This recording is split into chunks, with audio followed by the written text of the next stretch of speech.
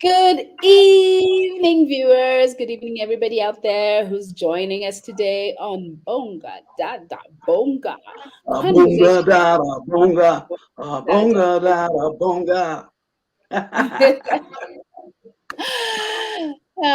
Welcome to the show. Welcome to the show. We are having conversations by women, for women, about women, particularly women in politics leading up to the August 2022 elections. If you're just joining us for the first time, welcome. If you're a regular viewer, welcome. We hope to give you a great show today. We're going to be talking about, um, you know, the social cultural barriers that we keep hearing people refer to. What is that? What does it mean? Um, why is it a problem for women who would like to engage in representative or elective politics?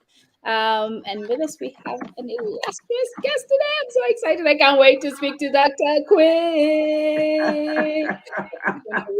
Dr. War is with us in the show today. But before we get to meet our illustrious guest, I just want Queen Mother, would you just come on and just tell us why we have this show in the first place? For any of those out there who are watching, listening for the first time, so you know where we come from and why we're doing this. All right, thank you for that beautiful aching. Bonga dada bonga, ooh, bonga dada bonga, bonga dada bonga, ay, bonga dada. What is this thing? Bonga, Well, bonga, bonga, dada, bonga. in the month of March, which we all know as Women's History Month, on the Queen Mother Speak show, we invited women from various places around the world. The theme for Women's History Month was breaking the bias. So the women came on and they talked about biases that they were facing, whether it was them personally or on their jobs, in their community, or things that they may just have witnessed versus having the experience themselves. When we got to the women in Kenya, they started talking about what happened to women during the election. Hmm, okay. But they kept talking about women during the election and they kept talking about their fears, their concerns. Some of them was cussing and some of them were fussing. They wanted us to know that they were concerned about what's going to happen to us in the year 2022. So at the end of March, Women's History Month did end. But I still was getting these messages from people about what's going to happen to women in Kenya during the election. So I went into my inner being, into my own body temple, into my spiritual area. And I said, now, Lord, what am I supposed to do with this? What am I supposed to do? I said, because, Lord, as you well know, when it's time for elections, foreigners get out of the country. We don't play. Y'all not decide to pull out your machetes, foreigners leave the country. So I said, I mean, what can I actually do with this? And what I got back in response was simply this: you have a platform, use it. And that's what I did. I began to call on women and say, well, I have a platform. If we want to come forward and make something happen, and that, ladies and gentlemen, is the genesis of bonga dada bonga, bonga dada. Oh, speak, woman, speak, sister, speak. That's how it started. And I just want you to know that within you, right here, today, and now, if it's something you want and you believe it, you can achieve it. Now, I know you hear people say that all the time, and it's like a cliche, but I'm here to tell you that it's not a cliche, that it is real. And this show is an example of that. Bonga daga dada bonga. Back over to you, my host. Well, thank you, Queen Mother. Before you go, just please just tell us the quote that you told us just as we're starting this show. Okay. You say, please, what? Tell us the quote that you told us before we started. I can't remember who it was from, about when people put their heads Oh, together oh, to. oh, oh, yes, yes, yes. Yes, Um, please. And what we were saying earlier is that Yeah. when people decide to come together, Marion Wright Edelson, she wrote this quote. She said, never doubt what a small group of concerned citizens can do. They can change the world. Indeed, they can. And so she spoke that into existence. And I remember at the time, I was the director of the 100 Black Women Association in America. And we as Black women were coming together, and we would go into these ghetto schools, and we would adopt the schools, and we would work with the young people and also the young girls, men and women, but we definitely work with the women. And we would get so much done. We start them in like seventh, eighth, ninth grade, what we call high school, and follow them all the way to college. And when those girls would graduate and the things that they would come back and do and say, it was just so wonderful. So, again, never doubt what a group of concerned citizens can do. Back Mm. to you. Thank you so much, Mother. That is such an inspiring quote. Shout out to Christine. Hey, thanks for joining again. Good to All see you right. there. So, uh, I now have the honor of introducing our guest today, the very illustrious Dr. Quinn. I mean, if there's one thing I love about this show, is that I get to meet so many phenomenal women, who are doing amazing things. And I'm just wondering why I didn't meet them before this show. But it's amazing. Dr. Awar, welcome to the show. Thank you for being here with us today. Thank Um, you. yes. So for those joining us, please note that Dr. QUINN E. Awar. I won't ask what the E stands for, secret name. Elizabeth. So Dr. Quinn is an assistant professor of applied languages at USIU Africa University. Dr. Quinn holds a PhD, doctor, as in doctor. um, in applied linguistics. He has a master's in applied linguistics and a BA in English literature, with over 15 years of experience in teaching higher institutions of learning, both in Kenya and around the world. She's a renowned scholar and prolific researcher in language, culture, gender equality, social linguistics, and communications and related studies.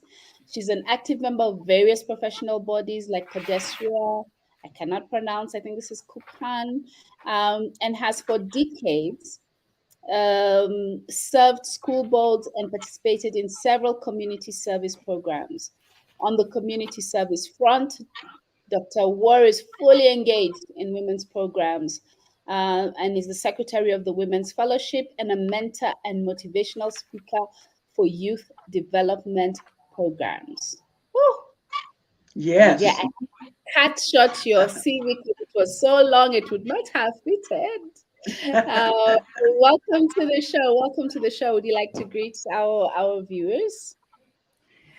Thank you, my host, Chieng. I am so privileged to be on Bonga Dada Bonga show. Thank you. It's such a privilege. Queen Mother, it's a pleasure seeing you this evening.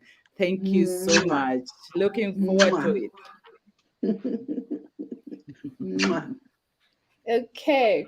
Karibu sana. Karibu sana.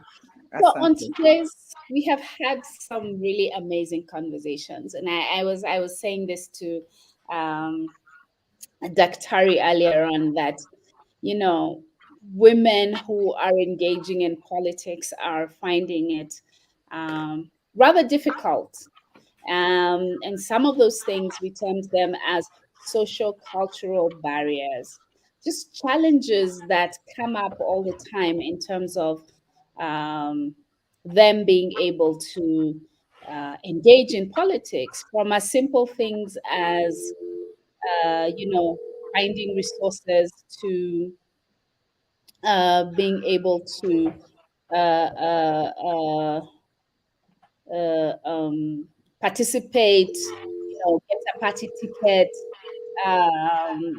participate in a party. We have a ringing on the show. I'm not sure where from, but being able to participate in representative politics, being able to stand for elections. Where do they get the resources? How do they balance their care roles to be able to engage in politics? And what is it that people are,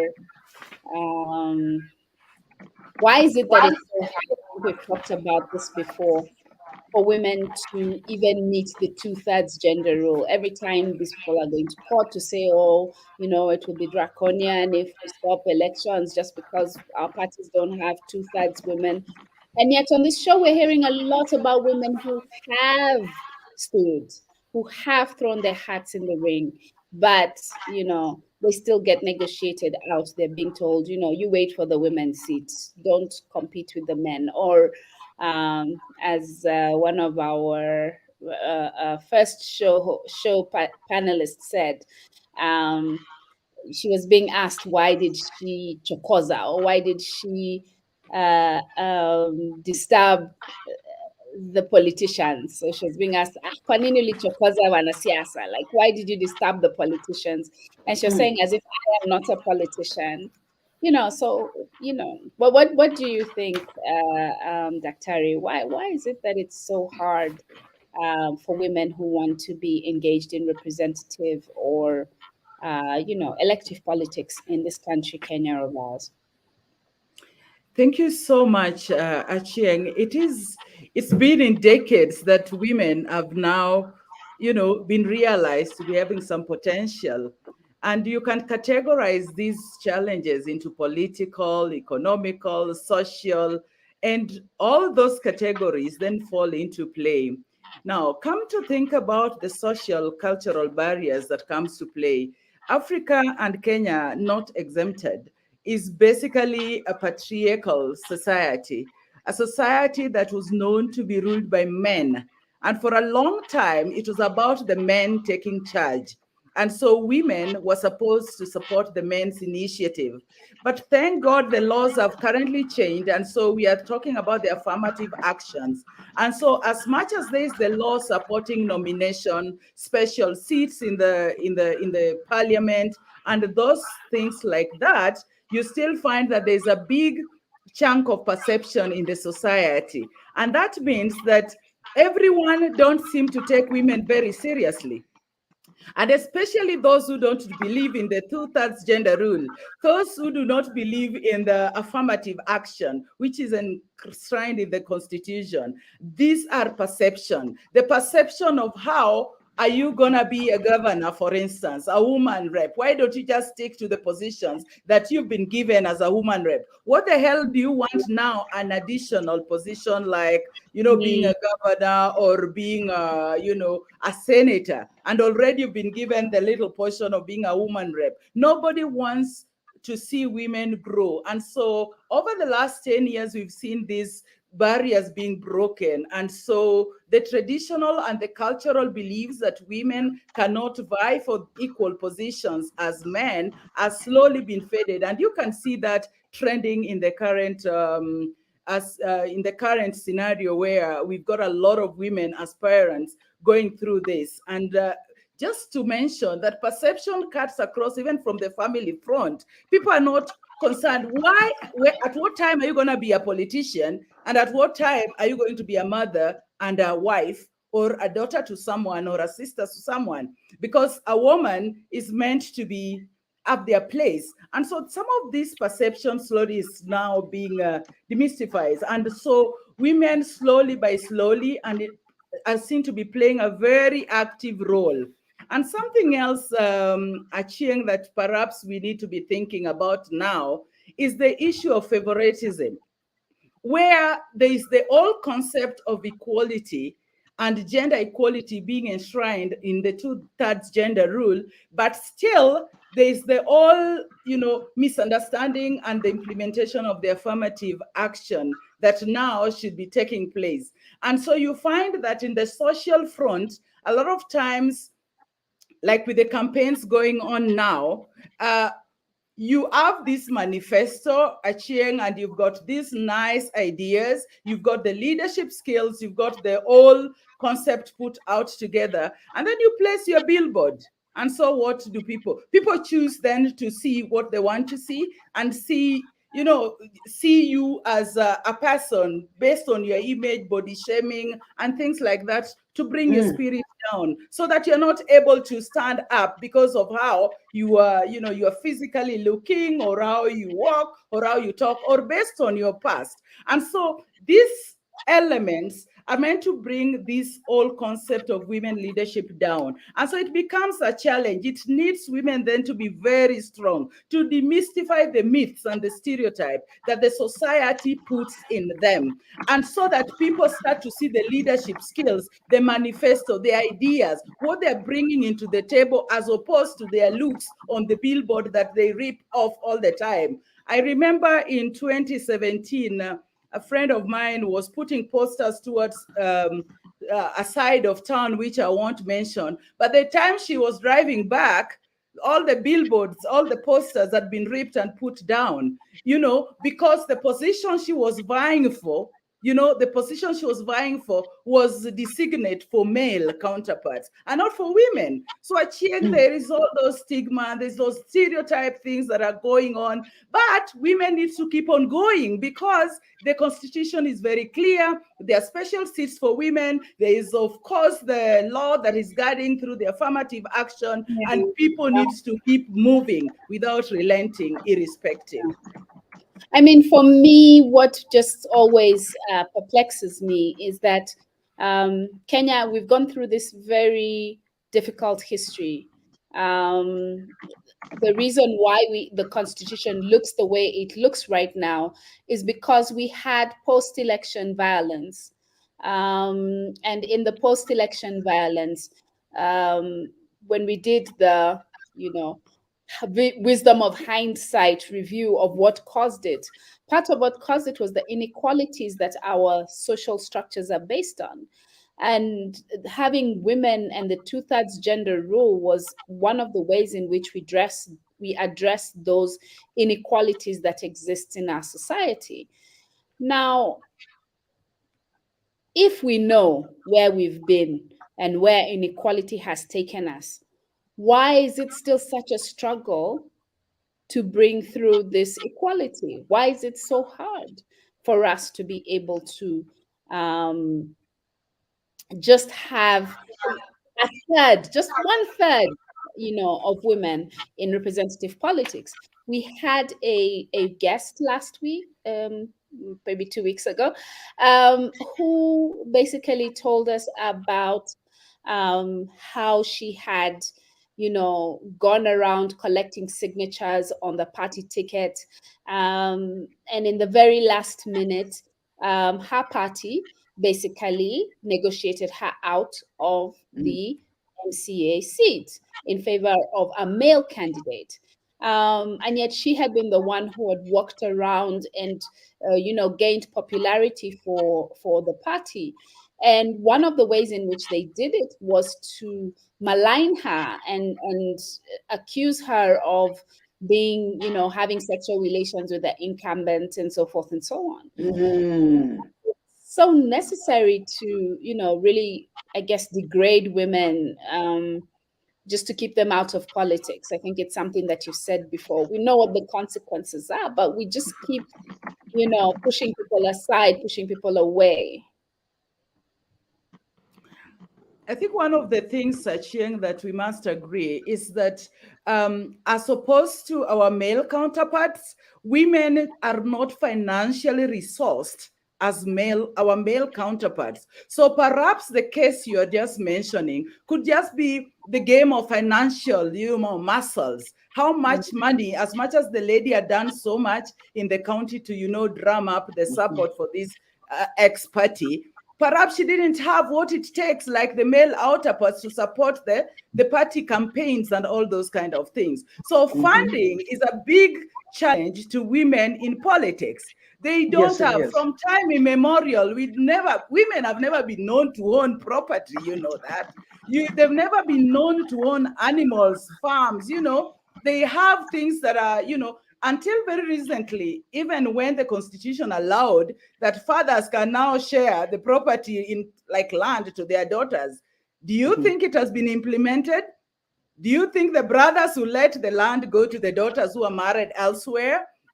So what I'm trying to say here is that, you know, the party do not want to fail women a lot of times because of lack of funds. They don't have the financial muscle. And also, just to think about it, there's also the whole element of safety as well. You know, that it is very easy to maneuver the campaigns and the running arounds that goes on with sometimes hooliganism, violence around campaign time.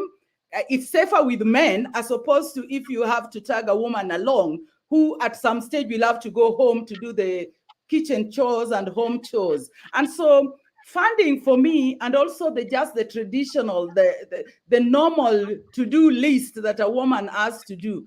Will a woman be paying the fees for the child, or you know, using the resources that they have saved to campaign?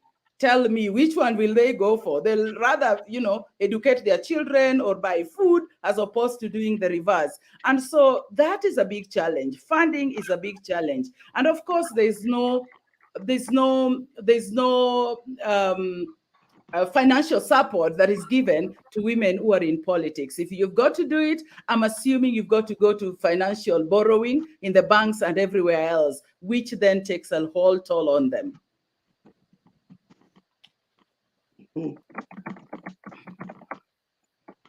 Okay. Back to you. Sorry about that. I was I'm trying to get us to play a clip from one of our guests in our very first show, which sort of sets the context for the rest of it. You will allow me to be a little bit technology challenged, but I will get it on in just a Well, minute. as you are dealing with that, Aching, I'll just take a moment and say. The room behind goes fast, but second, yeah. Sorry. Go ahead. It's ready. Sorry, please go ahead, Queen Mother. Please go ahead. Oh, I was just going to say that this issue of women in politics is not just a Kenyan thing. It's in other places in the world. I must have lived in about, I don't know, 10 or 15 countries by now in my life. And I have found, whether they are developed or developing countries, that when it comes to women doing things in politics, it's pretty much the same, that we're fighting the same battle. And a lot of it has to do with how that many voters are reluctant to vote for women because their idea of what it is women should be doing. Are we ready? Sorry, please go ahead. I now have it queued up. Okay. Okay. Well, as she's bringing up the clip for us to see in a moment, it's people's ideas about what women should and should not be doing. And some of that is actually religion based. Some people take scripture and conscrew it to say men should be in power and women should not. It's like those churches who refuse to have women be reverends or refuse to have women be bishops. Now, of course, a lot of that is changing in some churches around the globe, but for the most part, it's the same way as we're finding things here in Kenya, people's mindsets, their beliefs, their perceptions. And we are trapped by our perceptions, the perceptions of things that we believe. Right, wrong, and different is another matter. It's about your belief. So part of the work, in my opinion, that we're going to have to do globally is to continue to educate our women on things that women can do, and that it's okay for us to step out of the box. I mean, having a child at 14, 15 years old is a stepping out of the box experience, but we allow for that. But when a woman wants to step out and step up, then it becomes a different matter. Indeed, Queen Mother. Before I go to the clip, I would just like to send a shout out to all those who are joining us today. If this is your first time, please like, please share with your friends the BongaDadaBonga page and link. We have shows every Thursday at 7 p.m. So when you're just coming home, nataka kuburudika na hiyo chai, turn on BongaDadaBonga and enjoy this conversation about women. BongaDadaBonga. So let's okay, so let's see this thing. Oh goodness, technology is deciding to be by undoing, but let me try and see if it will allow me. And then in 2017, I decided I am not going to defend a seat that I won in 2013, so I decided to go for Senate. Let me tell you what, when I talk about the journey about vying, people just think it's, when a young woman says she's vying, it is blood, sweat, and tears. Basically, you leave your blood on the streets. And 2017, I decided to vie for Senate, which was a whole different ballgame, because that means transversing the whole of Kajiado County. That means from Magadi, Oloitoktok, Savo, Amboseli to Namanga, which is the border of Tanzania. Well, my opponents are using helicopters. I'm driving 300 kilometers a day. And that is the price that we have to pay for women who want to get into it. I remember we were once sat in a room around 2014, and there was this organization called Dada, which was very instrumental to my support. And I remember they had sat all these women and they were like, why are women not going for MP and Senate and governor? Majority of the women are going for member of county assembly. And I remember saying, I'm going to go for Senate. And the women were like, we don't go for the states because the party certificate costs a very high amount of money, large amount of money. And I remember saying to myself, even if it costs $500,000 to go for Senate, I'll do it. Not that I had the money, but I had the conviction. My eye was on the prize. Like, it doesn't matter. It is not about, I always tell people, whoever who wants to enter politics, it's not about the money, it's about the conviction, what it is you want to do for the people. What do you understand your jurisdiction? Or do you understand your constituency? Who is your governor? Who is your member of county assembly? Who are your networks? Who are your supporters? What change is there do you want to bring? Is it water? Yeah, what injustices are in your area? So I'm really honored to be here today to share.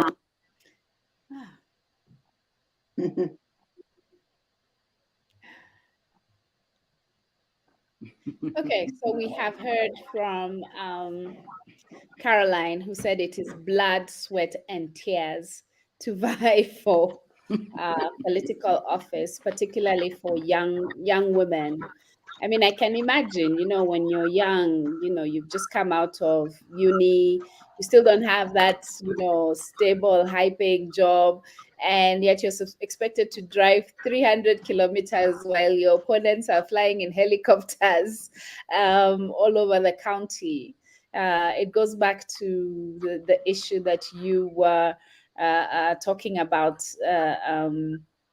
in terms of just the resources. Where do you prioritize? Is it food, school fees, or are you going to throw? I think at that meeting, at that recording, they said it was like 125,000 Kenya shillings. I don't even know. Do you think how many men if we were to take a poll about how many men would agree for you to take 125,000 shillings from the family kitty to vie for office? I don't know what figure we'd get. What would you bet? You wouldn't be allowed even to remove the money unless you get it from the chama, and I don't know which chama this is.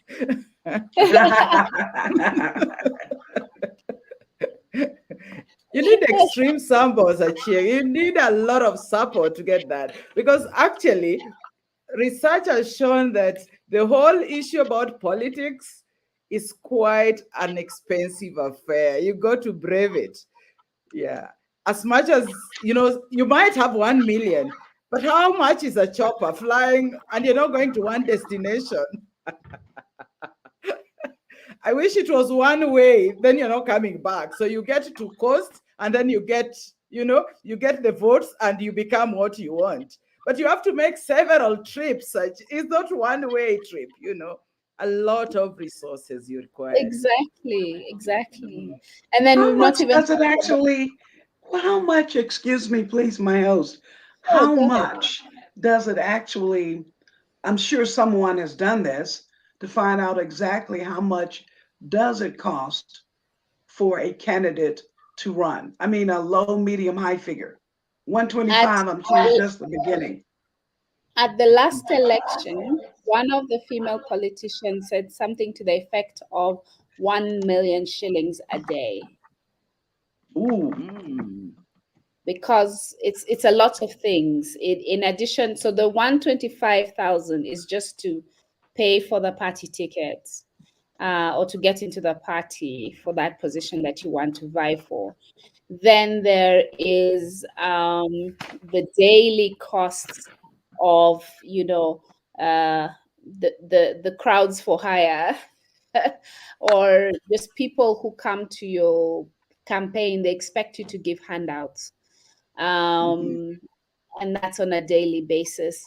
And it's money, actual cash. It's t-shirts, it's lesos or kangas. It's quite a number of things that you need to bring to a campaign meeting. You need to pay for security. You need to hire vehicles to carry your security and carry yourself if you don't own a four-wheel drive. So it's quite an expensive affair. I've had of up to 1 million shillings a day, but I've had other candidates have spent quite a bit more. Wow. Yeah. Mm. Mm. Yeah. And that's besides security, safety and security of these women. Because prior to this travel, you can imagine whichever destination finally the sun sets, you'll have to find a safe accommodation for yourself. It goes even with the silent costs in the dress code, the way you'll dress. And if, depending on the venues and what you're going to be doing, where you are, then women will still have to go on irrespective of all this. You keep to fight, because at the end of the day, if people feared the cost, then nobody will move forth, and the two-third gender rule and the law will not be realized. So it is very important that despite the issues and the many challenges, we keep moving. You keep moving, whether you are going by road, you are going by tractor, you're going by border, dress well and keep going. But one of the things that you perhaps needs to think about is the issue of social media and how the attention has been distracted from the real meaning of leadership capabilities in our women aspirants to, to more of a digress into body shaming, the image, people's past. And those are a bit demeaning. And so that makes me think that the all perception thing on sociocultural aspect around women and politics, then you really need to develop a thick skin to survive it. Yes. I mean, that is so profound, because there's so much, just before even women in politics, just women who are very noticeable and visible online face a lot of hate. And some of our women aspirants have told us that they faced death threats, they've faced threats against their children, against other family members, but also just the way in which campaigns are very sexualized. It's instead of being about, as you said, being about the manifesto or the dreams that women have for the country. It's about, oh, look, she's ugly, or she's pretty, or look at the bum and look at this. But there's also another side of the coin where women are also feeling that they need to sexualize their campaigns in order to get more votes. So it's it's a mixed bag of many things that is not helping our country and our social, just our social structures. Um, because it's not, I mean, I have nothing against sex really, but I think that when it comes to politics, you shouldn't feel like you have to speak a certain way or dress a certain way in order to be acceptable, but most importantly, even in order to be safe.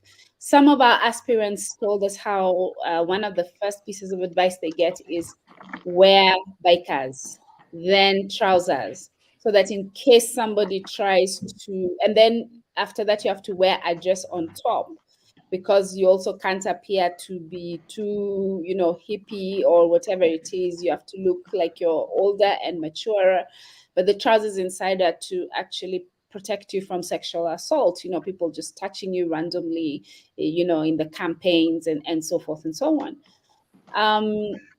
I mean, it's so unfortunate, and for me, even what is scary is the fact that the police do not respond to women politicians. Uh, Aspirants are telling us how they ended up, they went to a campaign, I think it was Bina, and she found her fellow aspirant had hired goons for her. And when she went to complain, um, she was told that, oh, but why don't you also hire goons? Like, why are you You hired uh, another person's goods. like you get your own goons if that's the problem. And I honestly don't think that women have to, develop the bad manners of men in I'm politics. in agreement with you on that. I Mhm. agree with you. Mm. Um, we don't have to adopt those bad habits, just as when we had our slavers or our colonizers, a lot of things that they did, the locals began to take on. So we don't have to take that on, and we will discourage that from our women to take that on. They don't have to. Of course, there is so much more that's needed for just like in a woman's life. There's the educational part, there's the health part, there's the family part. All of these together mold the things that the woman is doing in that household and in that family. And as our women are running for office, somehow within me, I don't know if it has to be a clarion call to the UN or where, but I'm very much for us making noise around creating a fund that our women can tap into because it's not easy trying to do what they're doing. What do you think Absolutely. about that idea? Go ahead. And so, what do you think about that idea of there being a fund, especially in developing countries when women are running for office, funds that they can tap into? I think that would be critical, because this would be money that would go towards funding things like them being able to hire security, because that costs Mhm. money as well for every Right. single day of your election. It would go Mhm. towards them being able to buy, just media space for Mhm. them to be Mhm. visible, especially for the higher roles. I mean, if you're doing MCA, you can, you know, try and get your votes within the local context, but if you're going for national positions, people need to know who you are. Yes. They would never vote for you. So being able to buy that space, being able to get visibility, security, some things that in Kenya with the current politics are quite essential for you to be a successful candidate. So I think we should Queen Mother, I think this is a further calling. How get how do we get a war chest? Yeah. I think as Anna called it. How do we get a kitty where I, women I'm, yeah, I'm also of the opinion that the local countries need to become involved in doing some things because we all pay taxes. This is just my thoughts that at the local level in the various countries, there should be something coming from there for women aspirants. In my opinion, it ought to be something coming from there. You know, I can think of a time in America when the playing field was not level, not that it's even level today, but I just want to say in the past when it was very unlevel, the thing that we were asking for was to be able to just get on the field and play. We just want to be able to get on the same field and play. But then once we got to that field, we found out about things called the Old Boys Network. And that's like a club, if you will, that men form where they help each other. And women were not a part of it at all. We didn't even know that it even existed. Okay. And so we had to, and that's why within the civil rights in America, a lot of those organizations came up, and a lot of it came through the actual church. A lot of the people who started the movement were men and women of the cloth. So they were able to go into their congregations, if you will, and ask for donations from time to time for some of these political efforts. But not every church went for that. Let me just make that clear.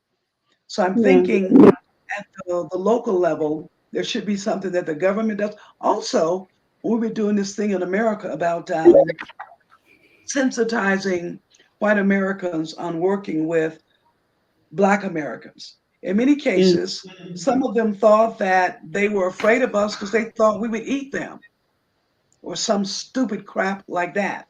But they had to be sensitized to know that we bleed the same red blood as you. And we have Right. stomachs, we have families, and we have children just the same as you. Our needs are no different in that regard, but somehow they were having these ideas, all right, that we spoke of earlier, how you can have ideas about things. It doesn't make it right, and it Yeah. doesn't make it wrong. It's just your way of thinking. As long as you can be clear on that. And just Yeah. because you think it doesn't make it so. So there's a huge educational job we have to do, plus the educational job of informing us what do these positions, what do these positions offer us as Yeah. citizens? A lot of us Yeah. don't know. We don't Yeah. know. Mhm. Yeah. I want to play a little bit more of that clip because then Influence our community. Thank you. Yeah. Yeah. It's great you said that, Caroline, because I have always been wondering why are they saying there are no women? Like the whole every time that's the excuse they use. Every election they come back and say, no, but there are no women vying, but there are no women vying. That's not So, true. Right now, if we look at the primaries of all the political parties that had held primaries, majority of those who are disgruntled and left out are women and young women, all ages. You know, people like to think women are homogeneous. There are women with disability, there are vulnerable women, there are marginalized women, there is all sorts of married, single, divorced, elderly, young. Women are not homogeneous. There's a whole diversity of women. Yeah. wow. Mhm. Wow. That is quite profound for me today. Because okay. So yeah, that clip, it was I basically don't know if people heard that, Aching. I didn't understand it at all.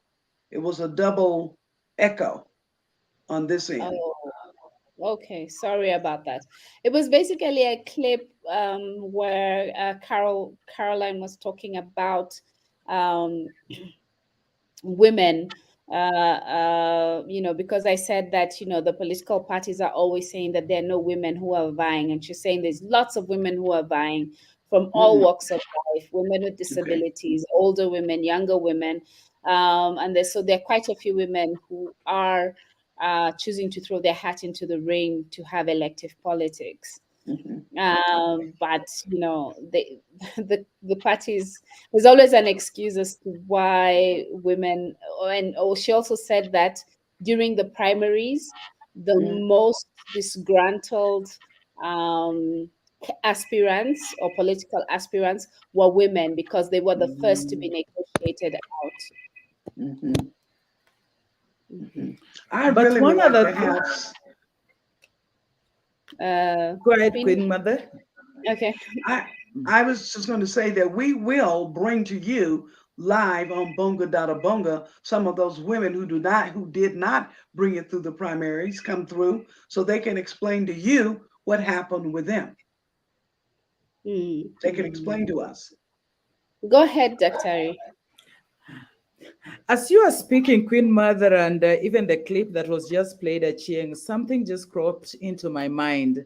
And thinking about what Caroline was talking about in regards to the primaries and the elections that go on and how people get, left from the nomination process because of one reason to the other. One question pops into my mind. Don't you think this also affects the young male?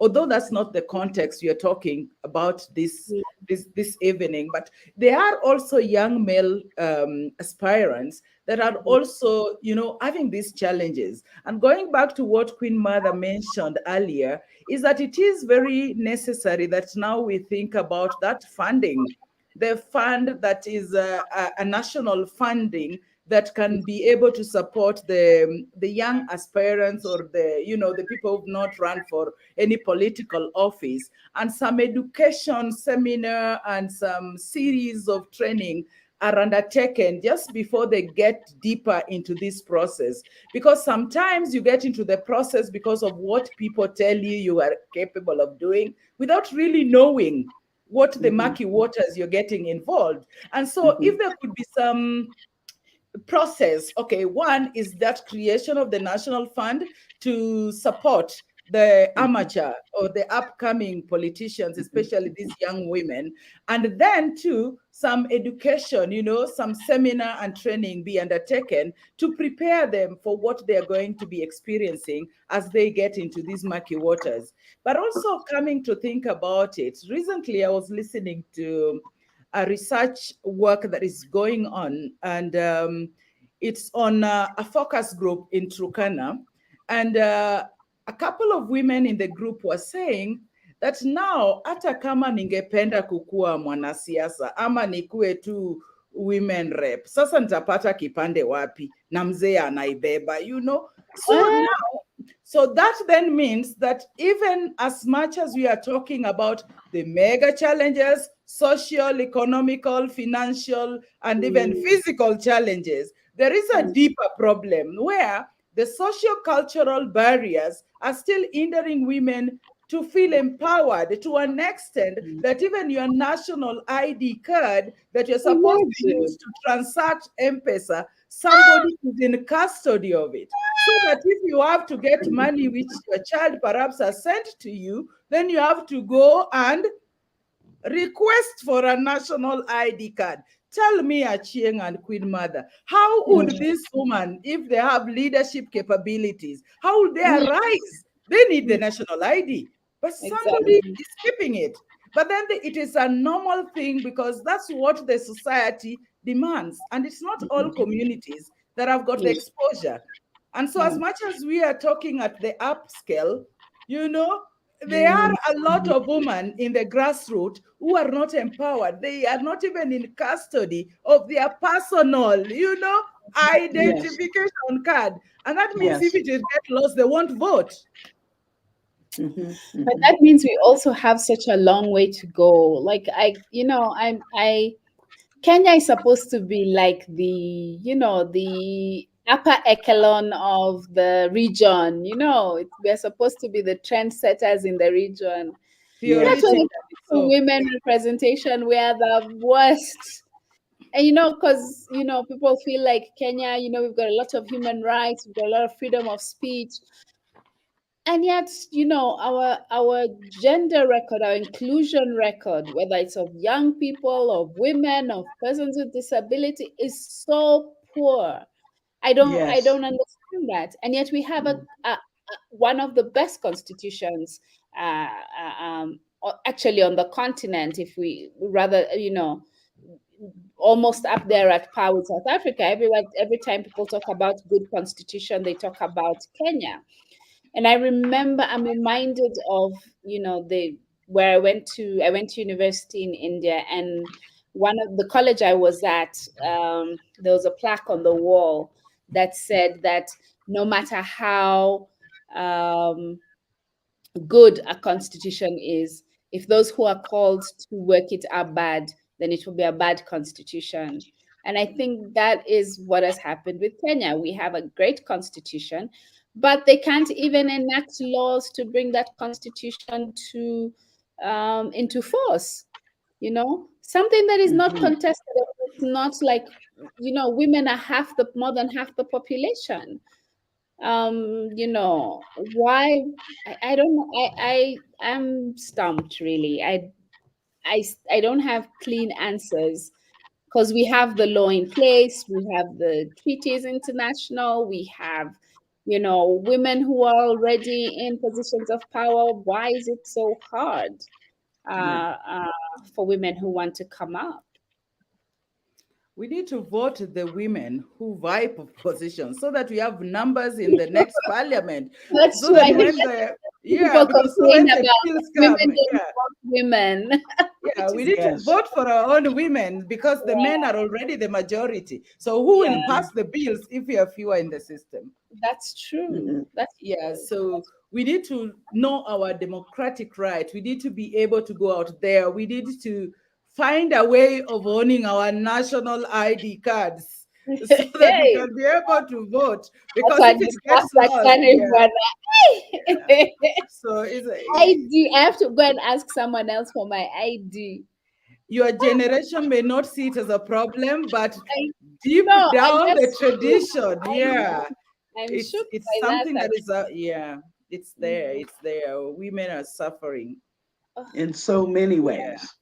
In in yes. so many so ways. many ways. And Yeah. even though we're talking about the sufferings or the barriers that women are facing, I just want to be very clear that for most of the women I know, ain't no mountain high enough that sister Right. won't try to climb.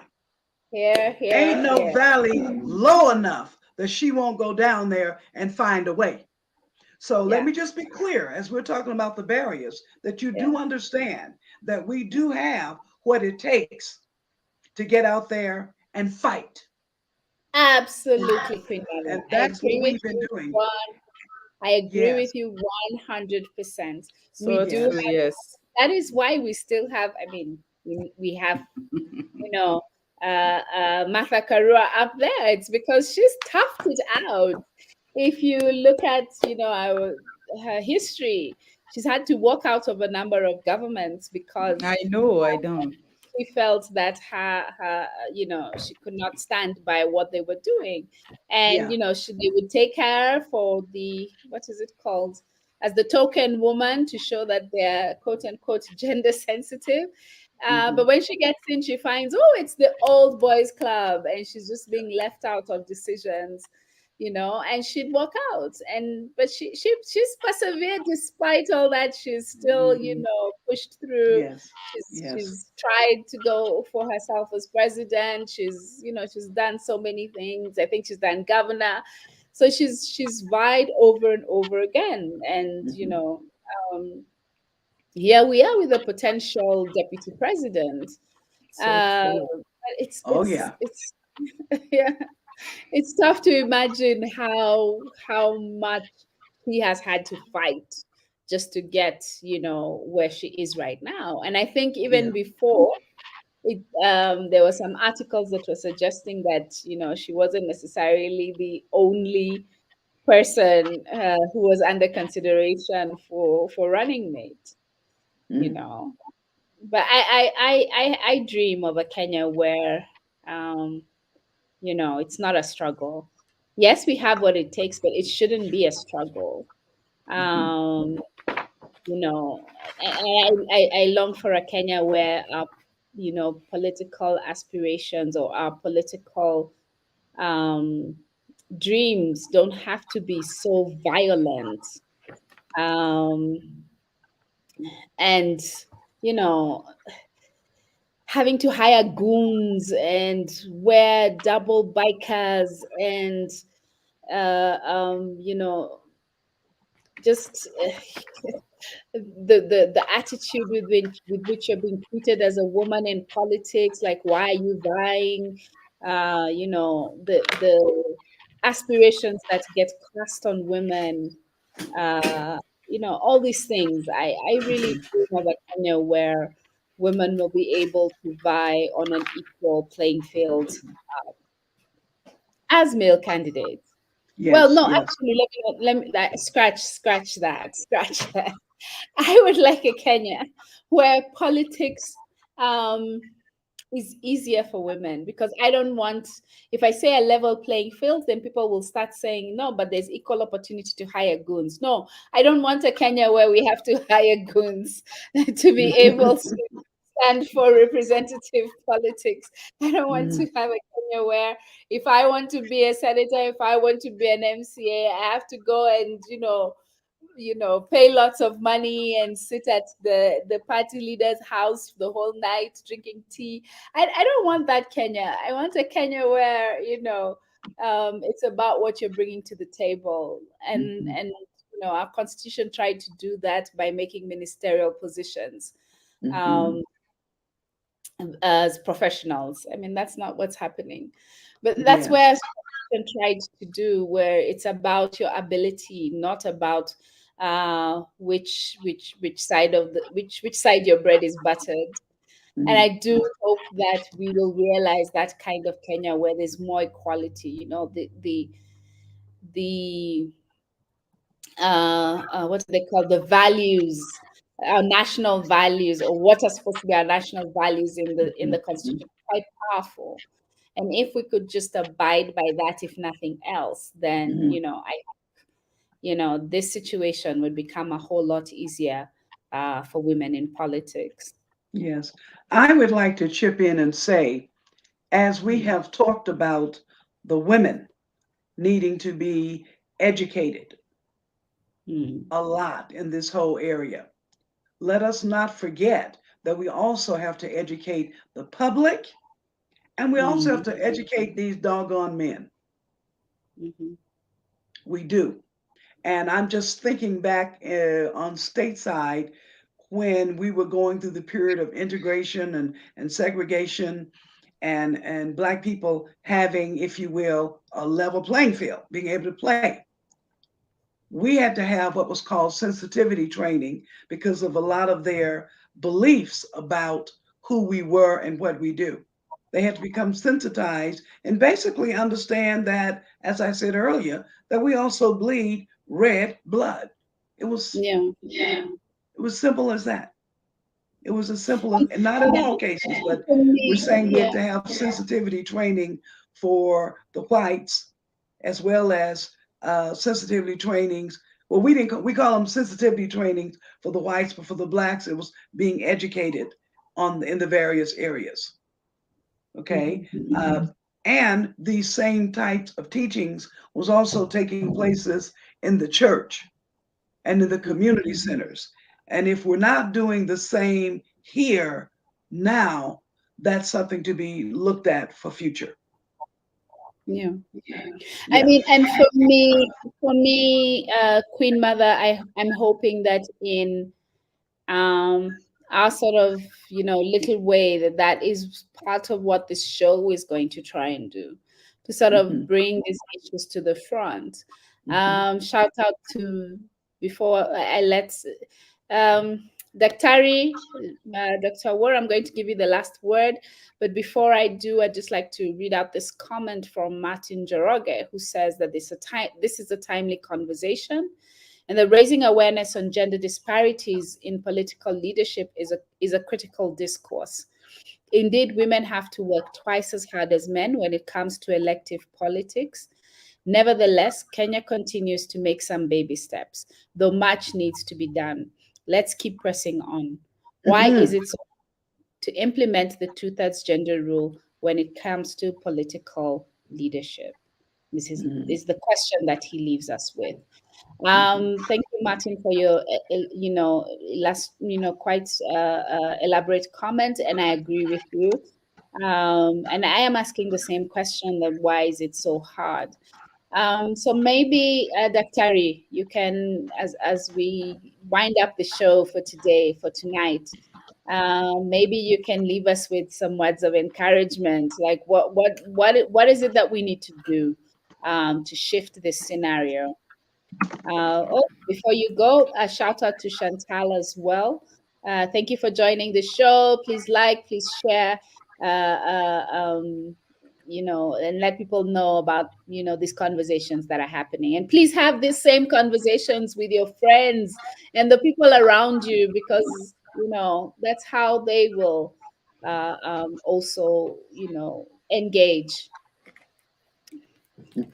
Thank you so much. I can't agree enough with Prof. Njoroge, and thank you for joining us in the show this evening, and Queen Mother and Chieng for being a wonderful host. It is true that we can't give up at this stage. There's so much work that has been done in regards to the laws that are enacted in the Constitution that allows opportunities for women. And therefore, women need to keep going strong. They need to know that, as Professor said, you need to work double than the men, because again, we don't have as much muscles as them in terms of resources and all, but our spirits are strong. So we need to keep on going. And for the other women who are, in the periphery and are not aspirants, you need to support the women aspirants. And above all, we need to stand at one. And kudos to all the presidential candidates, the governors who have chosen women as running mates, because